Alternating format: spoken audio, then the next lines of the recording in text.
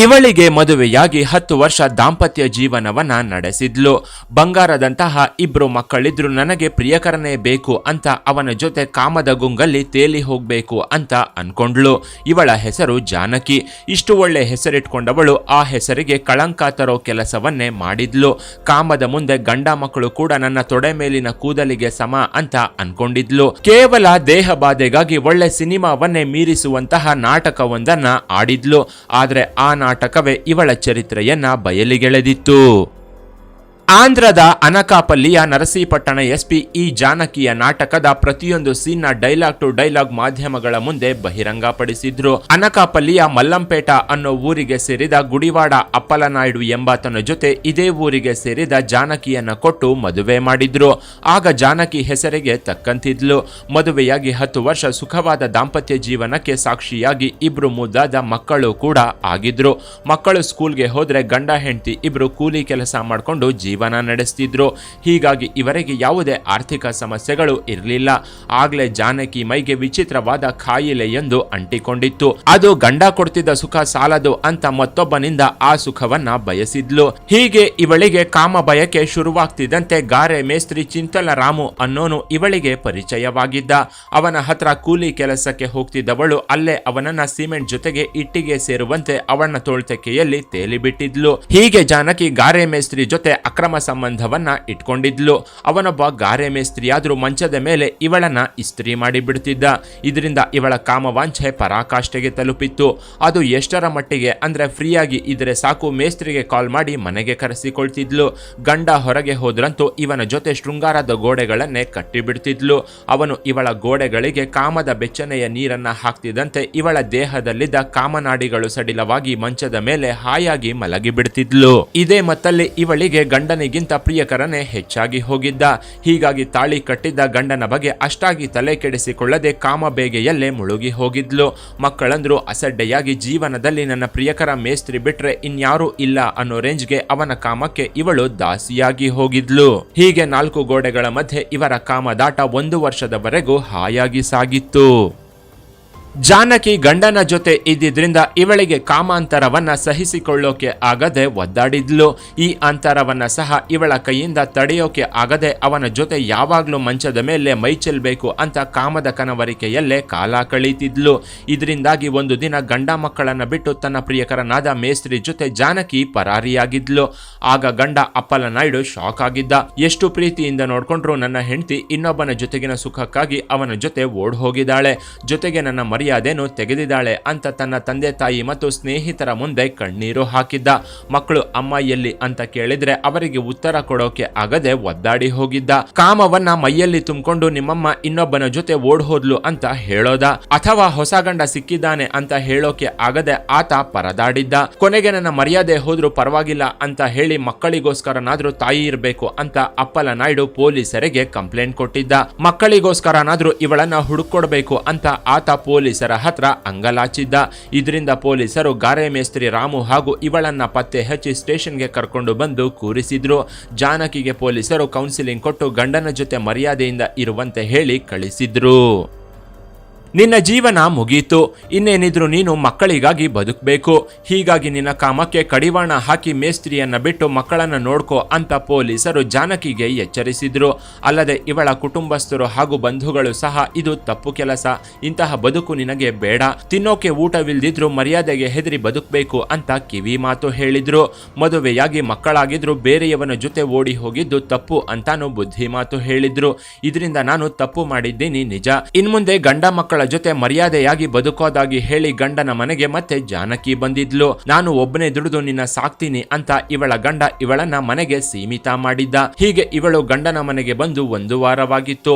ಆಗ್ಲೇ ಜಾನಕಿ ಮನಸ್ಸಲ್ಲಿ ಬಂಧುಗಳು ಆಡಿದ ಮಾತು ಮಾರ್ಧನಿಸಿತ್ತು. ತಿನ್ನೋಕೆ ಊಟವಿಲ್ಲದಿದ್ರು ಮರ್ಯಾದೆಗೆ ಹೆದರಿ ಬದುಕಬೇಕು ಅನ್ನೋ ಮಾತು ಇವಳ ಕಿವಿಯಲ್ಲಿ ಗುನುಕ್ತಿತ್ತು. ಆದ್ರೆ ಈ ದರಿದ್ರದವಳಿಗೆ ಆ ಮಾತು ಬೇರೆ ತರ ಕೇಳಿಸಿತ್ತು. ತಿನ್ನೋಕೆ ಊಟವಿಲ್ಲದಿದ್ರು ಪರವಾಗಿಲ್ಲ, ಗೂಟವಿಲ್ಲ ಅಂದ್ರೆ ಬದುಕೋದು ಕಷ್ಟ ಅಂತ ಅಂತ ಇವಳು ಆ ಮಾತನ್ನ ಅರ್ಥ ಮಾಡ್ಕೊಂಡಿದ್ಲು. ಇದರಿಂದ ಮತ್ತೆ ಗಾರೆ ಮೇಸ್ತ್ರಿಗೆ ಫೋನ್ ಮಾಡಿ ಕಾಮದಾಟಕ್ಕೆ ಆಹ್ವಾನಿಸಿದ್ಲು. ಜಾನಕಿ ಪ್ರಿಯಕರನಿಗೆ ಕಾಲ್ ಮಾಡ್ತಿದ್ದಂತೆ ಅತ್ತ ಕಡೆಯಿಂದ ಇವಳ ಪ್ರಿಯಕರ ಸಹ ಪಲ್ಲಂಗವೇರೋಕೆ ರೆಡಿಯಾಗಿದ್ದ. ಫೋನಲ್ಲಿ ಇಬ್ರು ಕಾಮದ ಉತ್ತುಂಗಕ್ಕೇರಿದ್ರು. ಇದರಿಂದ ಇವಳ ಮೈಯಲ್ಲಿದ್ದ ಕಾಮಾಗ್ನಿ ಜ್ವಾಲಾಗ್ನಿಯಂತೆ ಸ್ಫೋಟಗೊಂಡಿತ್ತು. ಆಗ ಮತ್ತೆ ಗಂಡನಿಗೆ ಏನೋ ಒಂದು ನೆಪ ಹೇಳಿ ಪ್ರಿಯಕರನನ್ನ ರಹಸ್ಯವಾಗಿ ಭೇಟಿಯಾಗಿ ಅವನ ಜೊತೆ ಜಾನಕಿ ಬೆತ್ತಲಾಗಿ ಬಿಡ್ತಿದ್ಲು. ಇವಳು ಮನೆಯಿಂದ ಹೊರಗೆ ಕಾಲಿಡೋಕೆ ಸಾಧ್ಯವಾಗ್ತಿರ್ಲಿಲ್ಲ. ಗಂಡ ಯಾವಾಗ್ಲೂ ಇವಳ ಕಾಮದಾಟಕ್ಕೆ ಕಾವಲು ಕಾಯ್ತಿದ್ದ. ಇದರಿಂದ ತಮ್ಮ ಅಕ್ರಮ ಸಂಬಂಧಕ್ಕೆ ಅಡ್ಡಿಯಾಗಿರೋ ಗಂಡ ಅಪ್ಪಲನಾಯ್ಡುನ ಕಥೆ ಮುಗಿಸಿದ್ರೆ ಇಬ್ರು ಆರಾಮಾಗಿ ಸುಖ ಪಡಬಹುದು. ಆಗ ನಮಗೆ ಹೇಳೋರು ಕೇಳೋರು ಯಾರೂ ಇರೋದಿಲ್ಲ ಅಂತ ಪ್ರಿಯಕರನಿಗೆ ಜಾನಕಿ ಹೇಳಿದ್ಲು. ಪ್ರಿಯಕರ ಕೂಡ ನೀನು ಹೇಗೆ ಹೇಳ್ತೀಯೋ ಹಾಗೆ ಅಂದಿದ್ದ. ಇದರಿಂದ ಇಬ್ರು ಸೇರಿ ಅಪ್ಪಲನಾಯ್ಡು ಕೊಲೆಗೆ ಮುಂದಾಗಿದ್ರು. ಎಷ್ಟೋ ಸಲ ಗಂಡ ನಿದ್ದೆಯಲ್ಲಿದ್ದಾಗ ಕೊಲೆ ಮಾಡೋಕೆ ಜಾನಕಿ ಟ್ರೈ ಮಾಡಿದ್ರು. ಆದ್ರೆ ಮಕ್ಕಳು ಮನೆಯಲ್ಲೇ ಇದ್ದ ಕಾರಣ ಅದು ಸಾಧ್ಯವಾಗಿರ್ಲಿಲ್ಲ. ಅಲ್ಲದೆ ಆಗಾಗ ಇವರ ಮನೆಗೆ ಯಾರಾದ್ರೂ ಒಬ್ರು ಬರ್ತಾನೆ ಇದ್ರು. ಹೀಗಾಗಿ ಭಯದಿಂದ ಇವಳಿಗೆ ಕೊಲೆ ಮಾಡೋಕೆ ಸಾಧ್ಯವಾಗಿರ್ಲಿಲ್ಲ. ಅದರಲ್ಲೂ ಅಪ್ಪಲನಾಯ್ಡು ಮಗಳು ತುಂಬಾ ಚೂಟಿಯಾಗಿದ್ಲು. ತನ್ನ ವಿಚಾರವನ್ನ ಮಗಳೇ ಎಲ್ಲರಿಗೂ ಗೊತ್ತಾಗೋ ತರ ಮಾಡ್ತಾಳೆ ಅಂತಾನು ಭಯ ಪಟ್ಟಿದ್ಲು. ಹೀಗಾಗಿ ಕೊಲೆಗೆ ಬೇರೆನೆ ಪ್ಲಾನ್ ಮಾಡಿದ್ಲು. ತನ್ನ ಪ್ರಿಯಕರನಿಗೆ ಕಾಲ್ ಮಾಡಿ ನನ್ನ ಗಂಡನನ್ನ ದೇವಸ್ಥಾನಕ್ಕೆ ಕರ್ಕೊಂಡು ಬರ್ತೀನಿ, ದಾರಿ ಮಧ್ಯದಲ್ಲಿ ಅವನನ್ನ ಪೊದೆಗೆ ಕರ್ಕೊಂಡು ಹೋಗಿ ಸುಖ ಕೊಡ್ತೀನಿ, ಅಲ್ಲಿಗೆ ಬಂದು ಹಿಂದಿನಿಂದ ಅವನ ತಲೆಗೆ ಹೊಡೆದು ಸಾಯಿಸಿ ಬಿಡು ಅಂತ ಜಾನಕಿ ಪ್ರಿಯಕರನಿಗೆ ಹುಕುಂ ಕೊಟ್ಟಿದ್ಲು. ಇದರಿಂದ ಇಬ್ರು ಒಂದು ಟೈಮ್ಗಾಗಿ ಕಾದು ಕೂತಿದ್ರು. 2023 ಆಗಸ್ಟ್ 20ರಂದು ಜಾನಕಿ ಗಂಡನ ಕೊಲೆಗೆ ಮುಹೂರ್ತವಿಟ್ಟಿದ್ಲು. ನಮ್ಮ ಸಂಸಾರದಲ್ಲಿ ಒಂದಿಲ್ಲೊಂದು ತೊಂದರೆಗಳು ಬರ್ತಾನೆ ಇದೆ, ದೇವಸ್ಥಾನಕ್ಕೆ ಹೋಗಿ ಹರಕೆ ಕಟ್ಕೊಂಡು ಬರೋಣ, ಆಮೇಲೆ ಎಲ್ಲ ಸರಿ ಹೋಗುತ್ತೆ ಅಂತ ಜಾನಕಿ ಗಂಡನಿಗೆ ಹೇಳಿದ್ಲು. ಹೆಂಡತಿ ಪ್ರೀತಿಯಿಂದ ಹೇಳಿದ್ದನ್ನ ಕೇಳಿದ ಅಪ್ಪಲನಾಯ್ಡು ನನ್ನ ಹೆಂಡತಿ ಬದಲಾಗಿದ್ದಾಳೆ ಅಂತಾನೆ ನಂಬಿದ್ದ. ಖುಷಿಯಿಂದಾನೆ ನನ್ನ ಮಕ್ಕಳಿಗೆ ಇನ್ಮುಂದೆ ಯಾವುದೇ ಕಷ್ಟ ಇರೋದಿಲ್ಲ ಅಂತ ಹೇಳಿ ದೇವಸ್ಥಾನಕ್ಕೆ ಹೊರಡೋಕೆ ರೆಡಿಯಾಗಿದ್ದ. ಅಂದು ಬೆಳಗ್ಗೆ 5 ಗಂಟೆಗೆ ಎದ್ದು ಮಕ್ಕಳಿಗೆ ಸ್ನಾನ ಮಾಡಿಸಿ ಹೊಸ ಬಟ್ಟೆ ಹಾಕಿದ್ದ ಜಾನಕಿ ಮಕ್ಕಳನ್ನ ಮನೆಯಲ್ಲೇ ಬಿಟ್ಟು ಗಂಡನನ್ನ ಕರ್ಕೊಂಡು ದೇವಸ್ಥಾನಕ್ಕೆ ಹೋಗಿದ್ಲು. ಇಬ್ರು ದೇವರ ದರ್ಶನ ಪಡೆದು ಮರಳಿ ಬಂದು ಹರಕೆ ತೀರಿಸೋದಾಗಿ ಪೂಜೆ ಮಾಡಿಸಿ ಅಲ್ಲಿಂದ ಹೊರಟಿದ್ರು. ಆಗ್ಲೇ ಈ ಮಾಟಗಾತಿ ತನ್ನ ಪ್ರಿಯಕರನಿಗೆ ಸಿಗ್ನಲ್ ಕೊಟ್ಟಿದ್ಲು. ಅವನು ಸಹ ಇವರಿಬ್ಬರನ್ನ ದೇವಸ್ಥಾನದಿಂದಲೇ ಫಾಲೋ ಮಾಡ್ತಿದ್ದ. ದೇವಸ್ಥಾನದಿಂದ ಸ್ವಲ್ಪ ದೂರ ಹೋಗ್ತಿದ್ದಂತೆ ಯಾರು ಇಲ್ಲದ ನಿರ್ಜನ ಪ್ರದೇಶದಲ್ಲಿ ಜಾನಕಿ ಗಂಡನಿಗೆ ಗಾಡಿ ನಿಲ್ಲಿಸುವಂತೆ ಹೇಳಿದ್ಲು. ನನಗೆ ಯಾಕೋ ಮೂಡ್ ಬರ್ತಾ ಇದೆ ಅಂತ ಹೇಳಿ ಗಂಡನನ್ನ ಹತ್ತಿರದ ಗೋಡಂಬಿ ತೋಟಕ್ಕೆ ಕರ್ಕೊಂಡು ಹೋಗಿದ್ಲು.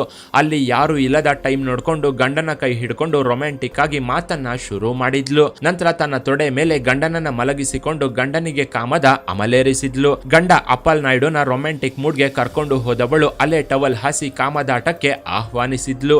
ಇದಕ್ಕೆ ಸರಿ ಅಂದ ಅಪ್ಪಲನಾಯ್ಡು ಹೆಂಡತಿಯ ಕಾಮದಾಹ ತೀರಿಸೋಕೆ ಮುಂದಾಗಿದ್ದ.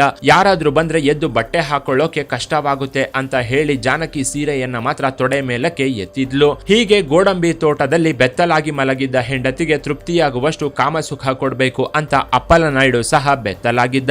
ಅಲ್ಲಿಗಾಗ್ಲೇ ಕಾಮದಾಹದಲ್ಲಿ ಮಲಗಿದ್ದ ಅಪ್ಪಲನಾಯ್ಡು ಏನೊಂದು ಯೋಚಿಸದೆ ಕೆಳಗೆ ಮಲಗಿದ್ದ ಹೆಂಡತಿಯ ತೊಡೆಗಳು ನಡುಗಿಸೋಕೆ ಶುರು ಮಾಡಿದ್ದ. ಇವಳು ಸಹ ಗಂಡನನ್ನ ತೊಡೆಗಳ ಮೂಲಕ ಅಪ್ಕೊಂಡಿದ್ಲು. ಹೀಗೆ ಇಬ್ರು ಕಾಮದಾಟದಲ್ಲಿ ಮುಳುಗಿ ಹೋಗಿದ್ರು. ಆಗ್ಲೇ ಹಿಂದಿನಿಂದ ಬಂದ ಇವಳ ಪ್ರಿಯಕರ ಸುತ್ತಿಗೆಯಿಂದ ಅಪ್ಪಲನಾಯ್ಡು ತಲೆ ಛಿದ್ರವಾಗುವಂತೆ ಹೊಡೆದಿದ್ದ. ಕಾಮದ ಸುಖದಲ್ಲಿದ್ದ ಅಪ್ಪಲನಾಯ್ಡು ಒಂದೇ ಏಟಿಗೆ ಕೆಳಗೆ ಉರುಳಿ ಬಿದ್ದಿದ್ದ. ನೋಡ್ತಿದ್ದಂತೆ ಅಪ್ಪಲನಾಯ್ಡು ರಕ್ತದ ಮಡುವಿನಲ್ಲಿ ಒದ್ದಾಡಿ ಪ್ರಾಣ ಬಿಟ್ಟಿದ್ದ. ಅಪ್ಪಲನಾಯ್ಡು ತಲೆಗೆ ಹೊಡೆದ ಬಳಿಕ ಅವನ ತಲೆಯಿಂದ ರಕ್ತಸ್ರಾವವಾಗಿ ಪ್ರಾಣ ಬಿಟ್ಟಿದ್ದ. ತೋಟದಿಂದ ರಸ್ತೆಯ ಬದಿಗೆ ಅಪ್ಪಲನಾಯ್ಡು ಮೃತದೇಹವನ್ನ ತಂದು ಮಲಗಿಸಿದ್ದ ಕಿರಾತಕರು ಅಪಘಾತವಾದಂತೆ ಚಿತ್ರೀಕರಿಸಿದ್ರು. ಇವರು ದೇವಸ್ಥಾನಕ್ಕೆ ಹೋಗಿದ್ದ ಬೈಕ್ನ ಸಹ ಮೇಸ್ತ್ರಿ ರಾಮು ಧ್ವಂಸ ಮಾಡಿದ್ದ. ಇವಳಿಗೂ ಗಾಯಗಳಾದಂತೆ ಸೀನ್ ಕ್ರಿಯೇಟ್ ಮಾಡಿ ಕೂದಲು ಕೆದರಿಕೊಂಡು ನಾಟಕವನ್ನ ಶುರು ಮಾಡು ಅಂದಿದ್ದ. ಪ್ರಿಯಕರ ಹೇಳ್ತಿದ್ದಂತೆ ನಾಟಕ ಶುರು ಮಾಡಿದ್ದ ಜಾನಕಿ ರೋಡಲ್ಲಿ ಹೋಗಿ ಬರೋ ಗಾಡಿಗಳನ್ನೆಲ್ಲ ಅಡ್ಡ ಹಾಕಿ ಕಾಪಾಡಿ ಅಂತ ಬೇಡ್ಕೊಂಡಿದ್ಲು. ಮತ್ತೊಂದು ಕಡೆ ಇವಳ ಪ್ರಿಯಕರ ರಾಮು ಅಲ್ಲಿಂದ ಬೈಕಲ್ಲಿ ಪರಾರಿಯಾಗಿದ್ದ. ಇವಳ ಸ್ಥಿತಿಯನ್ನು ನೋಡಿದ ಕೆಲವರು ಪೊಲೀಸರಿಗೆ ಸಮಾಚಾರವನ್ನ ತಿಳಿಸಿದ್ರು. ಸ್ಥಳಕ್ಕೆ ಆಂಬ್ಯುಲೆನ್ಸ್ ಸಹ ಬಂದಿತ್ತು. ಪೊಲೀಸರು ಮೊದಲಿಗೆ ಇವಳು ಹೇಳಿದ್ದ ಮಾತನ್ನೇ ನಂಬಿದ್ರು. ಆದ್ರೆ ಗಂಡನಿಗೆ ಇಷ್ಟು ಬಲವಾಗಿ ಗಾಯಗಳಾಗಿ ಸಾವನ್ನಪ್ಪಿದ್ರು. ಇವಳಿಗೆ ಮಾತ್ರ ಕೆರೆದ ಗಾಯಗಳು ಬಿಟ್ರೆ ಬೇರೇನೂ ಆಗಿರ್ಲಿಲ್ಲ. ಇಲ್ಲಿಂದಲೇ ಪೊಲೀಸರಿಗೆ ಅನುಮಾನ ಶುರುವಾಗಿತ್ತು. ಆಗ ಮರಣೋತ್ತರ ಪರೀಕ್ಷೆಯಲ್ಲಿ ಇದು ಅಪಘಾತವಲ್ಲ, ಬದಲಿಗೆ ಕೊಲೆ ಅನ್ನೋದು ಗೊತ್ತಾಗಿತ್ತು. ಆಗ ಪೊಲೀಸರು ಇವಳ ಫೋನ್ನ ವಶಕ್ಕೆ ಪಡೆದು ಚೆಕ್ ಮಾಡಿದಾಗ ಇವಳ ಇವಳ ಕಾಮಕ್ರೀಡೆಯ ಕತೆ ಬಯಲಾಗಿತ್ತು. ಆಗ ಪೊಲೀಸರು ತಮ್ಮದೇ ಸ್ಟೈಲಲ್ಲಿ ವಿಚಾರಿಸಿದಾಗ ಜಾನಕಿ ಪ್ರಿಯಕರನ ಜೊತೆ ಸೇರ್ಕೊಂಡು ನಾನೇ ಗಂಡನನ್ನ ಕೊಲೆ ಮಾಡಿದ್ದಾಗಿ ತಪ್ಪೊಪ್ಕೊಂಡಿದ್ಲು. ಆಗ ಪೊಲೀಸರು ಇವಳ ಪ್ರಿಯಕರ ಮೇಸ್ತ್ರಿ ರಾಮುನ ಸಹ ಅರೆಸ್ಟ್ ಮಾಡಿ ಜೈಲಿಗೆ ಕಳಿಸಿದ್ರು. ಅಪ್ಪಲನಾಯ್ಡು ಅಂತ್ಯಕ್ರಿಯೆ ಮುಗಿದ ಬಳಿಕ ಇವಳನ್ನ ಪೊಲೀಸರು ಸ್ಟೇಷನ್ಗೆ ಕರ್ಕೊಂಡು ಹೋಗಿದ್ರು. ಇದರಿಂದ ಮಕ್ಕಳು ಅನಾಥವಾಗಿ ನಿಂತಿದ್ವು. ಆಗ ಮಕ್ಕಳನ್ನ ನೋಡಿ ಇಡೀ ಗ್ರಾಮವೇ ಕಣ್ಣೀರು ಹಾಕಿತ್ತು. ಈ ನೀಚ ಹೆಂಗಸು ಮಾಡಿದ ಕಾರ್ಯಕ್ಕೆ ಮಕ್ಕಳು ಅನಾಥರಾಗಿ ಹೋದ್ರು.